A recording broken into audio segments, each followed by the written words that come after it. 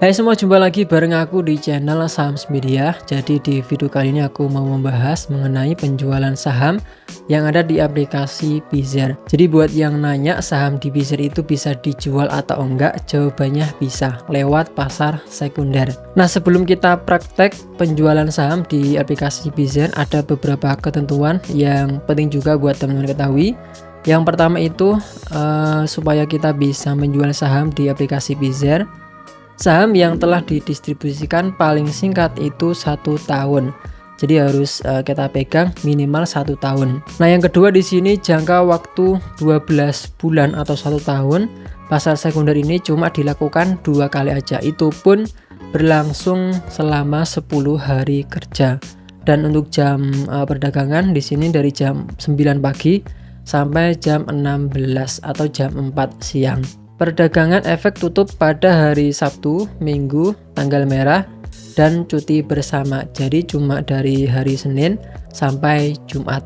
Nah, untuk sekarang ini ada pasar sekunder Bizzer tahun 2024 itu berlangsung dari tanggal 29 Januari sampai 13 Februari 2024. Jadi nanti kalau ada pasar sekunder bisa ditanyain ke CS Bizzer ya, kapan lagi ada pasar sekunder. Nah, di sini ada panduan lengkap mengenai pasar sekunder yang ada di Bizzer ya. Buat teman-teman yang pengen baca selengkapnya, di sini nanti aku kasih linknya di deskripsi. Nah, sekarang kita akan praktek penjualan saham di aplikasi Bizzer. Langsung aja di sini kita klik di bagian menu transaksi ya, di bagian bawah itu. Kemudian di sini kita pilih yang pada bagian pasar sekunder. Terus di sini kita klik buat transaksi. Nah, lanjut di sini kita bisa cari bisnis yang kita punya ya. Nah, di sini contohnya Zenbu. Saya akan jual yang Zenbu. Nah, ini dia yang paling atas itu Zenbu Trans Studio Mall Cibubur. Kita klik aja. Kita scroll sampai bawah di bagian transaksi. Di sini ada permintaan dan juga penawaran. Nah, untuk yang permintaan itu adalah orang yang mau membeli sahamnya, sedangkan untuk yang penawaran itu adalah orang yang mau menjual sahamnya. Nah, di sini keterangan data tidak tersedia karena memang nggak ada yang mau beli saham ini.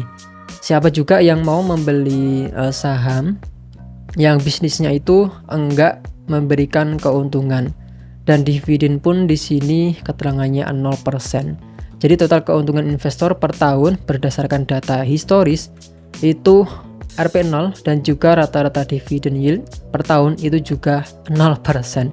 Jadi siapa juga yang mau beli ya. Nah, tapi gak masalah, di sini saya akan praktekin gimana cara menjualnya ya. Kita langsung aja klik jual di bagian sini. Kemudian di sini kita bisa masukin ya jumlah lembar saham yang ingin kita jual di bagian sini. Contohnya di sini saya akan jual semuanya 20 lembar. Kemudian di sini untuk harganya bisa disesuaikan. Dan untuk biaya layanan di sini ada 1% biayanya. Nah, kalau sudah kita pencet konfirmasi.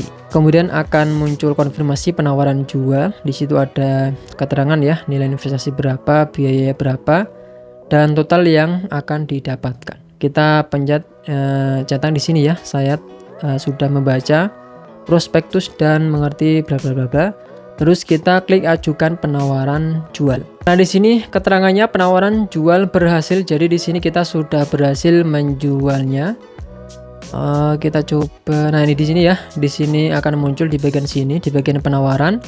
Zenbu Trans Studio Mall Cibubur, di sini status penawaran. Nah, kalau misalnya nanti sampai jam 4 sore atau jam 16.00 tidak ada yang beli, nanti bakal muncul keterangannya seperti ini ya, ditutup oleh sistem.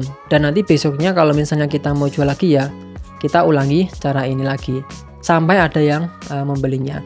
Nah, kalau misalnya nggak ada yang beli sampai pasar sekunder sudah berakhir, berarti kita mau nggak mau harus hold sahamnya itu sampai masa kerjasamanya itu selesai. Jadi buat teman-teman yang mau investasi equity crowdfunding di aplikasi Bizzer itu hati-hati ya. Silakan bisa dipilih bisnis yang kelihatannya bagus yang bisa menghasilkan laba. Jangan kayak saya ini, saya itu udah invest di Bizzer 2 bisnis. Itu semuanya zonk ya. Awal-awal sih bagus, dia memberikan dividen yang lumayan, tapi selanjutnya itu enggak memberikan dividen sama sekali. Karena dilihat dari grafiknya pun dia merugi ya, dua-duanya rugi teman-teman. Jadi hati-hati buat teman-teman yang investasi di aplikasi Bizzer. Atau menurut saya lebih bagusnya itu bisa beli saham di pasar sekunder aja sih ya, daripada kita ikutan dari awal. Karena di sini kita bisa tahu mana bisnis yang bisa menghasilkan laba dan bisa memberikan dividen. Nah, contohnya ini. Tapi memang ya susah ya, kalau ya bisnisnya bagus itu mungkin jarang yang mau menjualnya. Ini contohnya Sorcelly